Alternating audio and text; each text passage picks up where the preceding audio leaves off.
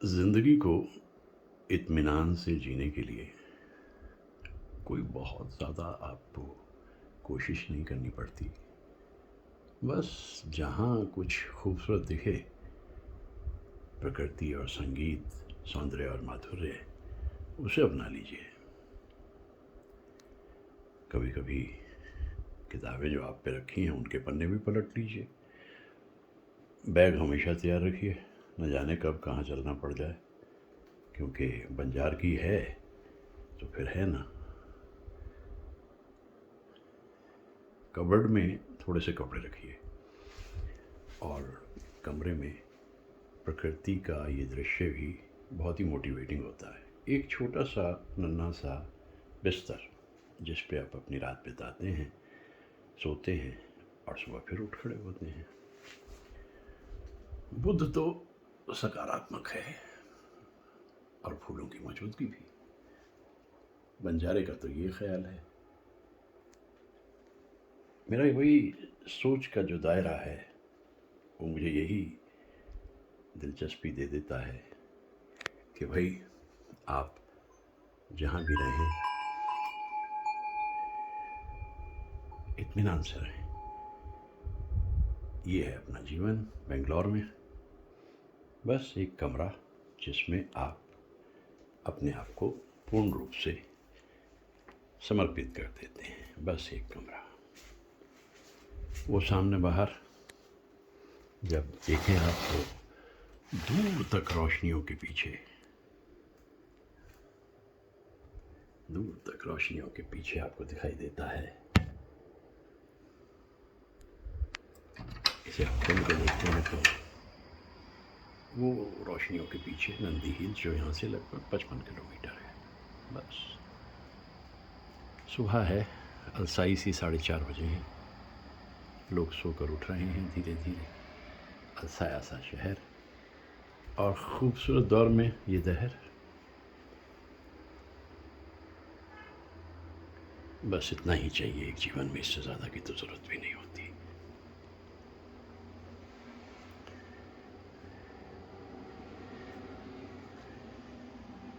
ये झरना बड़ा मोटिवेटिंग है। बस इतना सा ही चाहिए एक जीवन में, और क्या चाहिए।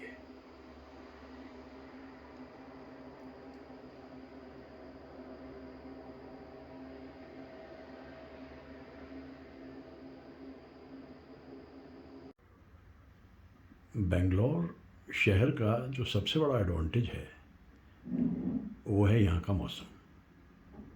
3000 फीट की ऊंचाई पे है ये शहर, और हिल स्टेशंस के अलावा शायद ही कोई ऐसा शहर हो जिसको मौसम का इतना लुत्फ़ मिलता हो। 14 बरस हो गए लगातार मुझे यहाँ आते हुए और बेंगलोर में घूमते हुए।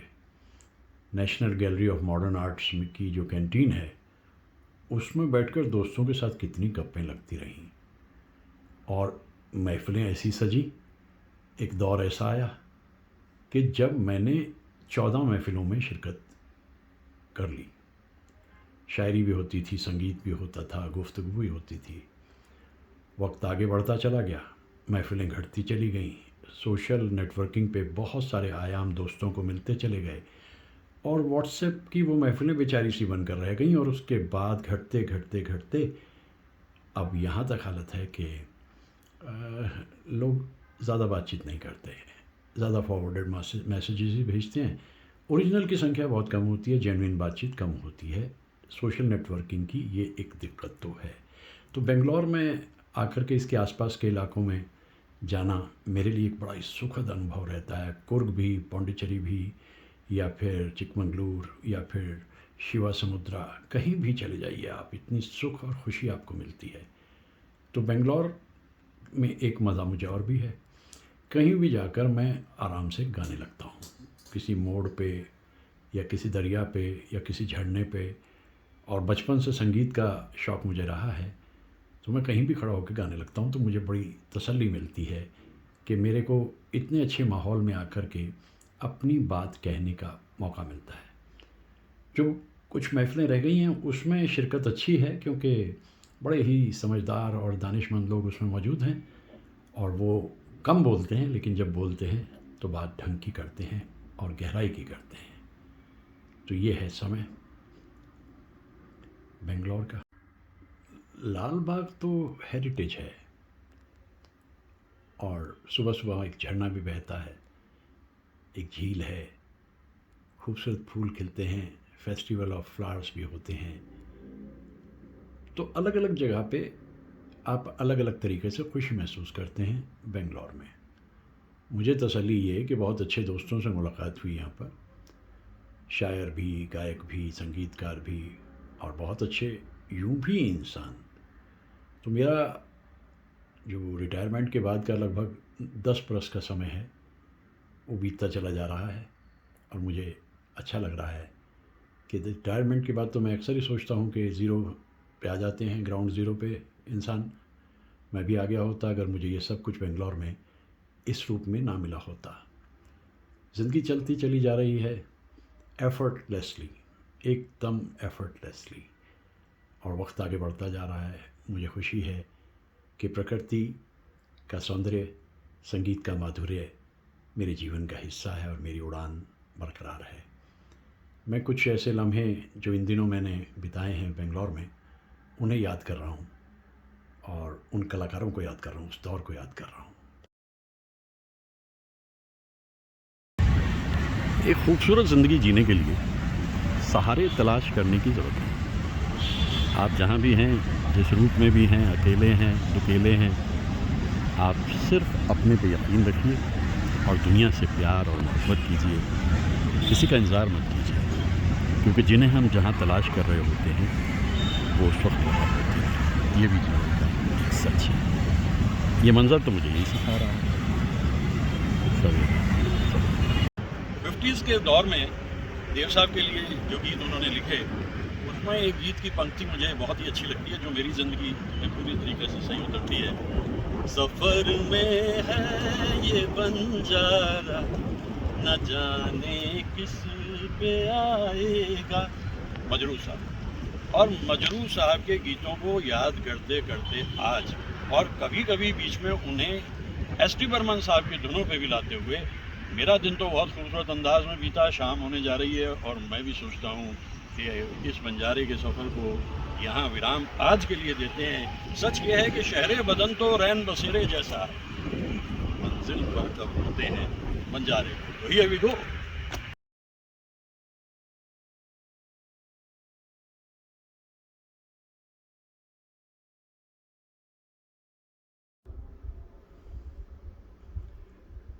जीवन को सुख से जीना है तो उड़ान चाहिए, इन परिंदों की तरह से बेमकसद उड़ते जाना, उड़ते जाना। ना कोई लक्ष्य, ना कोई मंजिल, बस उड़ते जाना। फिल्म इंडस्ट्री के बारे में अक्सर ही बातें करता रहता हूँ मैं। सितंबर के महीने में तो बहुत कुछ कहने को था, और जाहिर है अक्टूबर में भी होगा। तो इसीलिए आज के दिन को मैं एक विशेष महत्व इसलिए दे रहा हूँ कि एक गीतकार, एक संगीतकार, और दोनों के बीच में एक बंधन, टॉप क्वालिटी संगीत देने का। दोनों की अपनी अपनी उड़ान, लेकिन जब गीत बनाने के लिए मिलते थे तो वो गीत अद्भुत मिलते थे। यानी मजरूर सुल्तानपुरी साहब और सचिन देव बर्मन। सचिन देव बर्मन तो त्रिपुरा के शाही घराने से थे, लेकिन मजरूर सुल्तानपुरी साहब ने ज़मीनी हकीकत को बहुत अच्छी तरह से समझा था। इसीलिए उनकी उड़ान में एक आम आदमी के लिए जगह हमेशा रहती थी। वो फिल्म चाहे कोई भी हो, एक गहरे इंसान तो वो थे, और दस्तक में तो उन्होंने जाहिर कर दिया था कि उनका मेयार क्या है। हम हैं मताए कूचा व बाज़ार की तरह, उठती है हर निगाह ख़रीदार की तरह। तो आज के दिन इन दोनों को याद करना मेरे लिए वजह खुशी है। इन परिंदों को देखकर बड़ा सुख मिल रहा है मुझे। कुछ बातें किए लेता हूँ।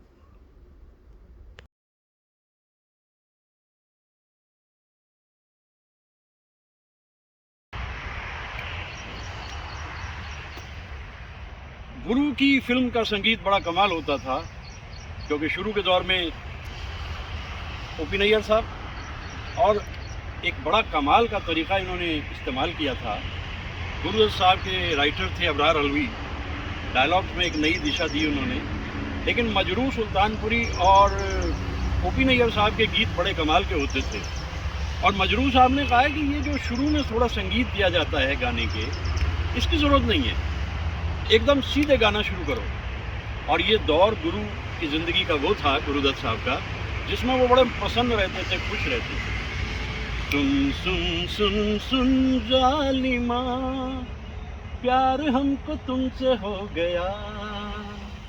या फिर ये गीत जो है, जैसे जाने कहाँ मेरा जिगर गया जी, इन गीतों की जो खासियत है वो ये है कि इससे शुरू में संगीत नहीं है, 15-20 सेकंड का होता था, कभी कभी 25 सेकंड का भी हो जाता था। डायरेक्ट हिट, एकदम सीधा गाना। संगीत ओ.पी. नैयर साहब का और मजरूह साहब के अल्फाज। लेकिन ये दौर वो था जिस दौर में गुरु ने जो फिल्म्स बनाई, उसमें ज़्यादा याद रखने वाली फिल्म जो है वो आर पार भी है, मिस्टर एंड मिसेस बचपन भी है और 12 o'clock भी है। इसके बाद गुरु की ज़िंदगी में कुछ परिवर्तन आता है, और वो परिवर्तन इस तरह से आता है कि अब ज़िंदगी वो ज़िंदगी नहीं रही, कुछ होता है ज़िंदगी में, और जिसकी वजह से गुरु अब सिनेमा का अपना दृष्टिकोण चेंज करते हैं। और उसकी वजह यही है कि पहली फिल्म जो उनकी एक बड़ी संजीदा फिल्म है वो है प्यासा, और प्यासा आई थी 1957 में। इस फिल्म को जब लोगों ने देखा तो उन्हें बड़ी खुशी हुई और वो बड़ा प्रसन्न हुए दुनिया, और ये इंटरनेशनल सिनेमा में गुरु की जगह बन गई। इससे इंस्पायर होकर उन्होंने दूसरी फिल्म बनाई 1959 में, कागज़ के फूल। लेकिन कागज़ के फूल का नसीब उतना बुलंद नहीं था जितना प्यासा का। गुरु को अफसोस भी हुआ कि वो फिल्म इतनी क्यों नहीं चली। और इसके अलावा एक और फिल्म जो बाद में वो बनाते हैं 1962 में, वो है साहिब, बीवी और गुलाम। ये भी अपने ढंग की। तो अगर गुरु को आप याद करना चाहें, शुरू के दौर की वो रसीली फिल्में याद रखिए। लेकिन 3 फिल्म जो उनकी हैं, ये 3 फिल्म अपने ढंग की अनूठी और अनोखी।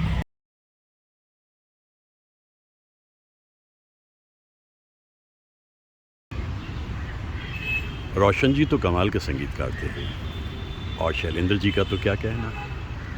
जब भी दोनों कभी इकट्ठे होते थे तो कमाल करते थे। नूतन जी के पति रजनीश जी एक फिल्म बना रहे थे, और ये तय हुआ कि रोशन जी संगीत देंगे और शैलेंद्र जी गीत लिखेंगे। तय हुआ कि चलिए मिलते हैं। हारमोनियम पे उंगलियां चल रही थी रोशन जी की, और इधर से शैलेंद्र जी आए। देखा, कुछ उदास दिख रहे हो रोशन जी, क्या सिलसिला है? कुछ नहीं, बस ऐसी तबीयत भी थोड़ी नासाज रहती है, काम भी थोड़ा कम हो गया है समय के साथ। तो शैलेंद्र जी ने कहा, अरे बहुत दिया है, देने वाले ने बहुत दिया है। बस यहाँ शैलेंद्र जी को अल्फाज मिल गए और रोशन जी को धुन मिल गई, और मुकेश साहब ने गीत गा दिया। बहुत दिया देने वाले ने तुझको, आंचल ही न समाए तो क्या कीजिए। बीत गए जैसे ये दिन रहना, बाकी भी कट जाए, दुआ कीजिए। सच है ना? देने वाला कोई करीम भी है, बादशाहों के दर से आगे सोच। फिक्र मत कर, जितना तेरे नसीब में है वो तुझे हासिल होगा।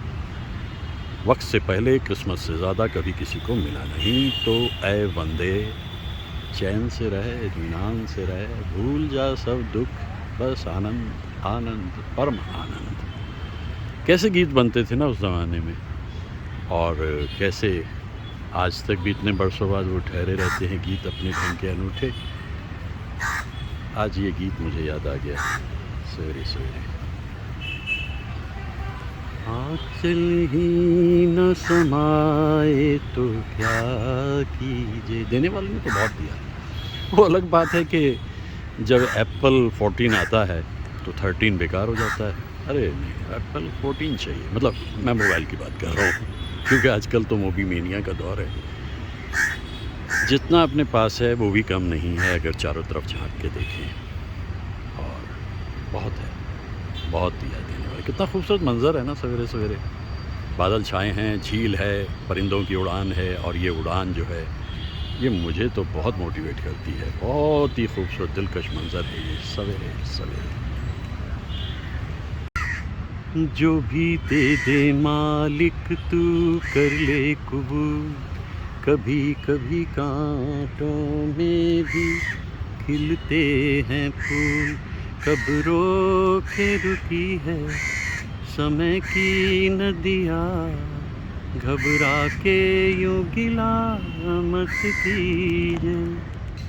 बहुत दिया देने वाले ने तुझको, आँचल ही न समाए तो क्या कीजिए। बीत गए जैसे ये दिन रहना, बाकी भी कट जाए दुआ कीजिए। वक्त है, वक्त का पहिया घूमता रहता है। अच्छे दिन बुरे दिन क्या कहें, बस एक दौर होता है, सब बीत जाता है। अगर ये यकीन ज़िंदगी में रहे तो जीना कितना सहज, सरल और आसान हो जाता है। ये एक आइलैंड सा लग रहा है, लेकिन आज के ज़माने में तो नोबडी इज़ एन आइलैंड। कोई द्वीप नहीं है कोई अलग चल के रह सके। एक मुश्तरका सी दुनिया बन गई है, और इसमें जो मिले बस वो कुदरत का करिश्मा और धन्यवाद।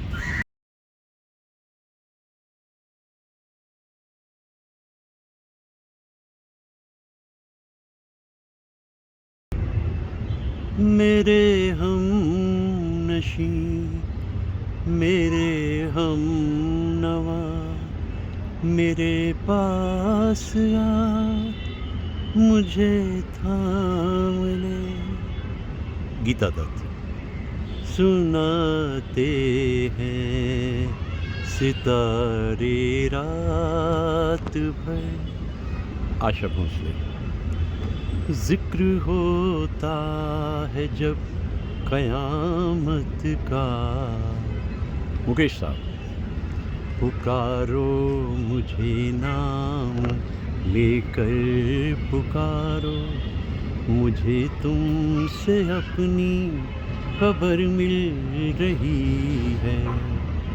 ये सारे गीत वैसे ज़्यादातर हमारे दोस्त सुनते ही हैं, सुनते रहे हैं। गम में दिल किस से कहूँ, मुकेश साहब। ये शंकर जयकिशन, एस डी बर्मन या लक्ष्मीकांत प्यारेलाल का संगीत नहीं है, लेकिन धुनें तो सारी कमाल की हैं, जानी पहचानी। ये संगीत है म्यूज़िक डायरेक्टर दान सिंह साहब का, जो जब तक जिए तब भी गुमनामी में, और जब दुनिया से रुखसत हुए तो फिर कौन पहचानता है। लेकिन आज उनकी सालगिरह, इसलिए उन्हें याद कर रहा हूँ। ये गीत अपने आप में मुकम्मल गीत है। शुरू के दौर में आनंद बख्शी साहब इनके साथ शेयर करते थे एक कमरा। आनंद बख्शी कहाँ से कहाँ पहुँच गए, और दान सिंह साहब बस अपना काम चलाते रहे।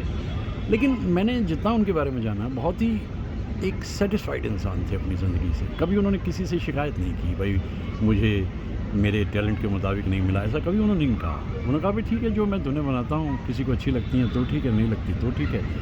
और देखिए ना, आज की शाम में डूबती हुई में मुझे याद आ रहे हैं दान सिंह साहब, और उनका संगीत मुझे याद आ रहा है। ऐसे इंसान जो अपने काम को करने के बाद में मन से बड़े खुश रहते हैं, प्रसन्न रहते हैं, कम होते जा रहे हैं। ये दुनिया भागम भाग में लगी हुई है, सब दौड़ रहे हैं, और प्रचार और प्रसार के माध्यम से कहीं पहुंच भी जाते हैं। लेकिन याद तो फिर दान सिंह, रामलाल, लच्छी राम, सरदार मलिक, लाला असद सत्तार, ऐसे संगीतकार याद आते हैं जिन्होंने कभी कोई सहारा मीडिया का या किसी का लिया ही नहीं, धुनें बनाई और रुखसत हुए। दान सिंह साहब बहुत कमाल के संगीतकार थे, और आज की शाम मैं उनके गीतों को एक एक पंक्ति को याद कर रहा हूँ और एक एक पल को याद कर रहा हूँ जो मैंने उनके बारे में जाना। दान सिंह साहब।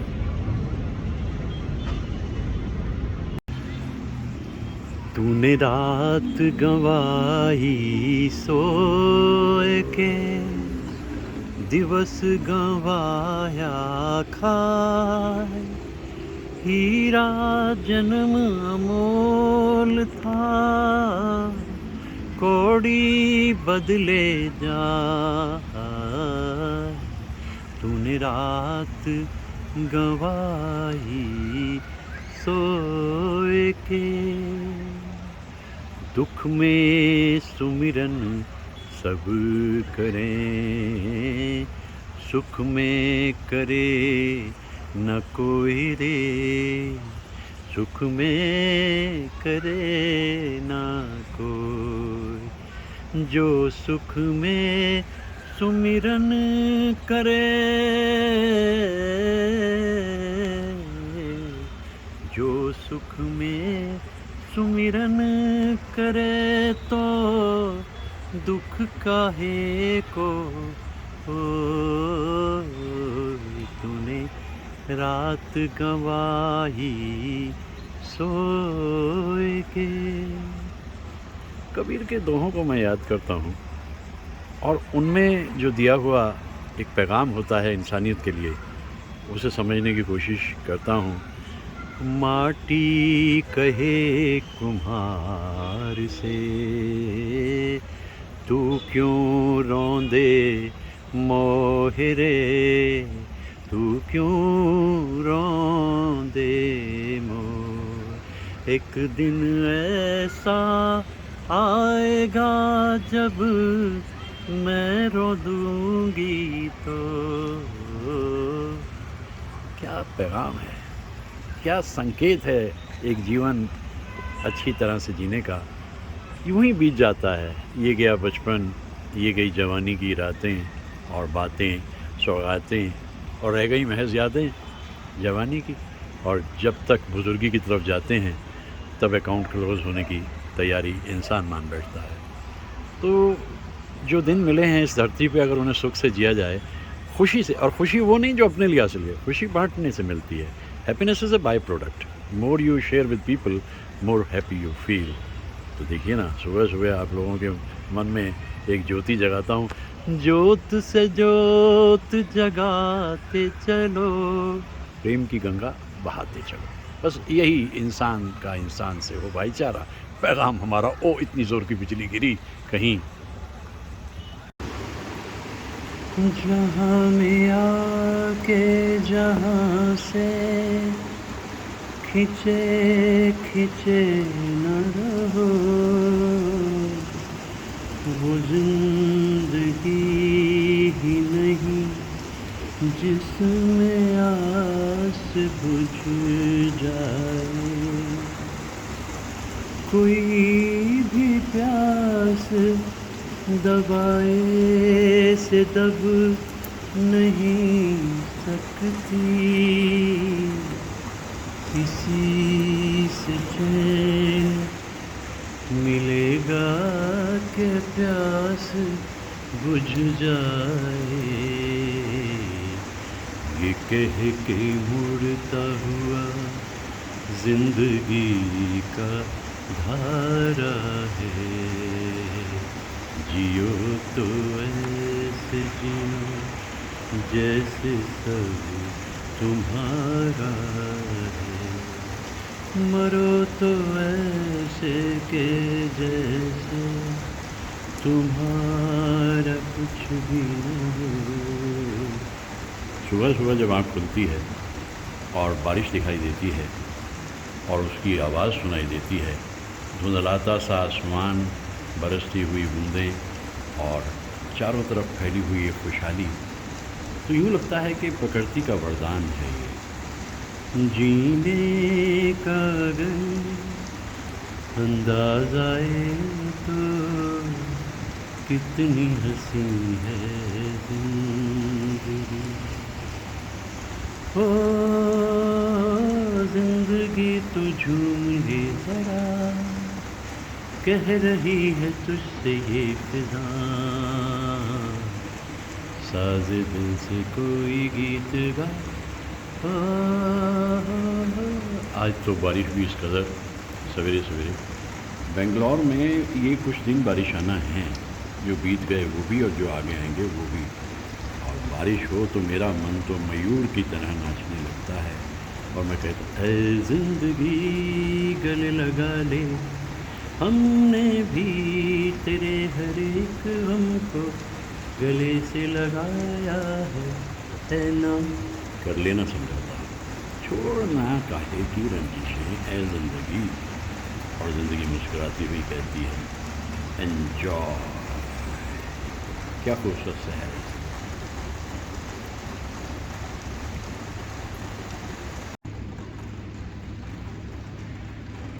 बरसात में तुमसे मिले हम सनम, तुमसे मिले हम बरसात में। ऐसी बारिश आई उन दोनों की ज़िंदगी में कि बस बरसती रही बरसों तक। मैं ज़िक्र कर रहा हूँ शंकर जयकिशन का। आज़ादी मिली ही थी, राज कपूर साहब पहली फिल्म से हाथ जला बैठे थे, आग बनाई थी, बुरी तरह पिटी थी। अब उन्होंने बरसात फिल्म बनाई और इसमें नई जोड़ी ली शंकर जयकिशन। शंकर जयकिशन यानी दो ऐसे सुरीले इंसान। हारमोनियम पे थिरकती थी उंगलियां जो पियानो अकॉर्डियन पे चलने लगी जयकिशन जी की, और तबला और ढोलक शंकर जी के हवाले और वायलिन भी। आज मैं बात कर रहा हूँ शंकर जी की। और शंकर जी की जन्मतिथि को ढूंढने में काफ़ी कसरत करनी पड़ी। कहीं लिखा है 5 अक्टूबर, कहीं लिखा है 25 अक्टूबर और कहीं लिखा है 15 अक्टूबर। तो हमने 15 अक्टूबर ही मान लिया क्योंकि ये बरसाती दिन है और बरसात से हमने अपनी बात को शुरू किया है।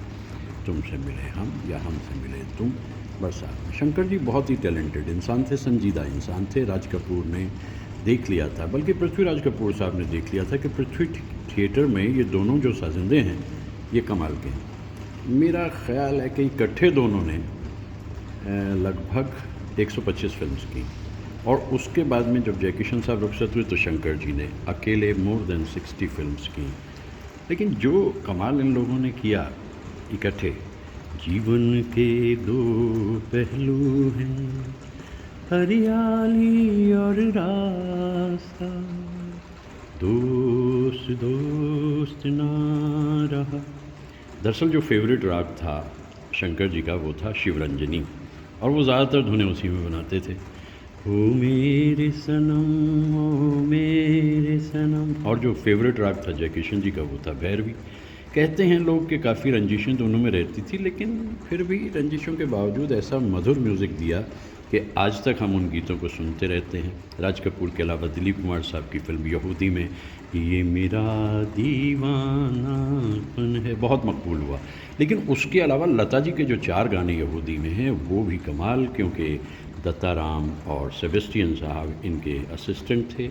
और शंकर जी ने आखिरी दिन जो हैं जयकिशन की रुखसती के बाद बड़ी तन्हाई में बिताए, लेकिन आज हम उन्हें याद करते हैं उस सब संगीत के लिए। आम्रपाली को कौन भूल सकता है तुम्हें याद करते करते।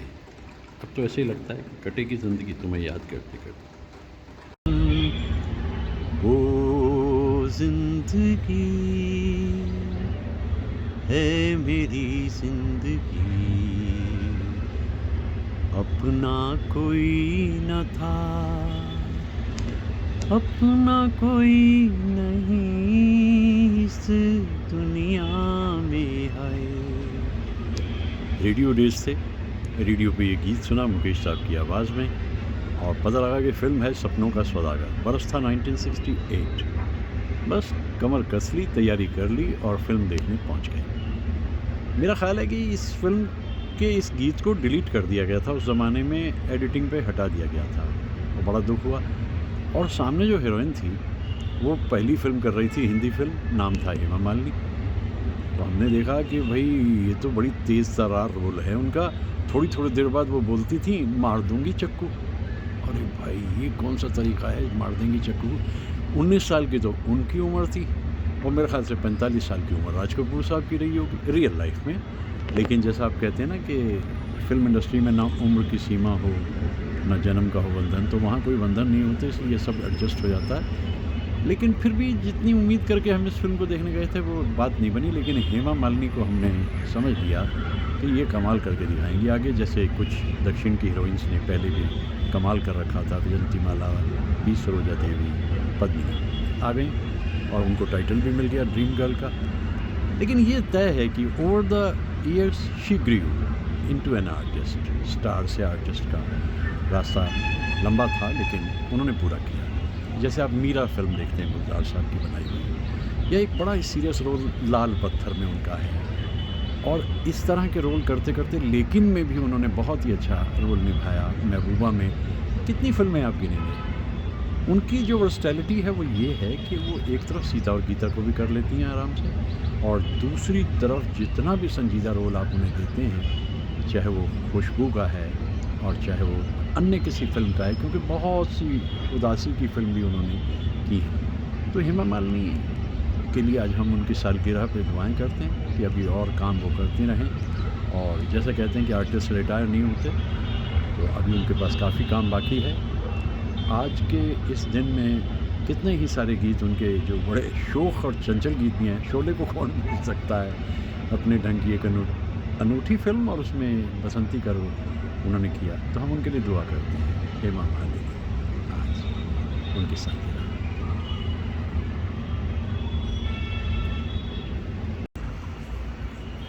आवाज़ दे के हमें तुम बुलाओ, मोहब्बत में इतना न हमको सताओ। कौन है जो सपनों में आया, कौन है जो दिल में समाया। लो झुक गया आसमां भी, इश्क मेरा रंग लाया। सच्चा है गए प्यार मेरा सनम, तुम्हें याद करते करते तड़प ये दिन रात की। हमें और जीने की चाहत ना होती, अगर तुम न होते। अब ये गीत जो मैं गुनगुना रहा हूँ, ये सभी के सब एक ही डायरेक्टर के फिल्म से हैं, और वो डायरेक्टर थे लेक टंडन जी। लेक टंडन जी अक्सर ही याद आते हैं, लेकिन आज उनकी बरसी है, उनकी पुण्यतिथि है, और 2017 में आज के दिन वो रुखसत हो गए थे। मैं उनसे इतनी बातें करता रहा, जब भी कभी हम लोनावाला में बारिशों में मिलते थे, यहाँ तक कि एक गुफ्तगू तो 6 घंटे तक चलती रही उनके साथ। तो इतने सवाल मैंने उनसे पूछे। 21 फिल्म जो उन्होंने बनाई थी, और फिल्म इंडस्ट्री के लगभग सभी महत्वपूर्ण कलाकारों के साथ उन्होंने काम किया, और मेरे प्रश्नों का जवाब बड़ी खामोशी से देते थे। आज मैं उन्हें बहुत इसलिए भी याद कर रहा हूँ कि फिल्म इंडस्ट्री का एक रेडी रेकनर थे लेक जी। सारा जीवन उन्होंने फिल्म इंडस्ट्री में बिताया था, इतना कुछ उन्हें मालूम था, और वो मेरे साथ बड़ी खुशी के साथ शेयर करते थे और कहते थे, आप पढ़ाते क्या हो वहाँ पर? लिटरेचर पढ़ाते हो या ह्यूमैनिटीज़ पढ़ाते हो? लेकिन मुझे तो लगता है आपको फिल्म्स का प्रोफेसर होना चाहिए था, आपकी तो ज्ञान काफ़ी है। मैं हंस देता था। मैं कहा ये ज्ञान तो हमने दरअसल स्कूल डेज़ में ही हासिल करना शुरू कर दिया था, और बस उसके बाद से ये ज्ञान जुड़ता गया, बढ़ता गया, और आज उसी का नतीजा कि हम बात करने लायक हो गए। फिल्म के उस दौर पे जो था फिर फिसलता चला गया। हम याद करते हैं लेक टंडन जी को, और जहाँ प्यार मिले, कितनी खूबसूरत फिल्म थी शशि कपूर के साथ। मैं सांसों के हर तार में छुप रहा हूँ, मैं धड़कन के हर राग में बस रहा हूँ। ज़रा दिल की जानिब निगाहें उठाओ, मोहब्बत में इतना न हमको सताओ, आवाज़ दे के हमें तुम बुलाओ। मैंने लेख जी से कहा ये तो बड़ी कमाल का गीत बना साहब, और इतना अच्छा लगता है इतने सालों बाद भी, ये कैसे हुआ? पहले तो पहली फिल्म में शंकर जयकिशन आपके साथ? कहने लगे वो दरअसल मेरा परिचय था उन दोनों से पहले से ही, और जब बात चली प्रोफेसर बनाने की तो शंकर जयकिशन ने कहा कि आप बेफिक्र रहो, जितने पैसे देने होंगे दे देना दोस्ती के नाम पे, वरना आपको मालूम है उस ज़माने में शंकर जयकिशन कितना पैसा चार्ज करते थे, कई हीरोज़ से भी ज़्यादा, कई गुना ज़्यादा। तो इस गीत को बन जाना, उसके बाद में फिर शम्मी कपूर का इस गीत को सुनना और शम्मी कपूर का एक ऑब्जेक्शन लगा देना। वो ऑब्जेक्शन ये था कि देखो भाई, ये जो शुरुआत है ये लता जी कर रही हैं, पहला अंतरा लता जी कर रही हैं, तो मैं क्या कर रहा हूँ इस गाने में? इस बात को लेकर वो नाराज़ हुए। लेख जी ने कहा देख भाई गाना तो ऐसे ही रहेगा, बाकी तुम्हारी मर्ज़ी है जैसे तुम चाहो। राज कपूर तक बात पहुँची और राज कपूर साहब ने भी यही कहा कि भाई जो लेख कह रहे हैं वही करो। गाना बन गया, फिल्म रिलीज़ हुई, प्रीमियर हो रहा है, और प्रीमियर के वक्त में देवानंद, महमूद, R.D. बर्मन, न जाने कितने सितारे वहाँ बैठे हैं, और जैसे ही ये अल्फाज आए रफ़ी साहब के, मैं सांसों के हर तार में छुप रहा हूँ, बस क्लैपिंग हो गई सारे हॉल में, और लेख जी ने शम्मी की तरफ देखा, हाँ जी क्यों, ठीक ख्याल है, और शम्मी मुस्कुरा दी और गले मिल गए। ऐसे बनाइए गीत।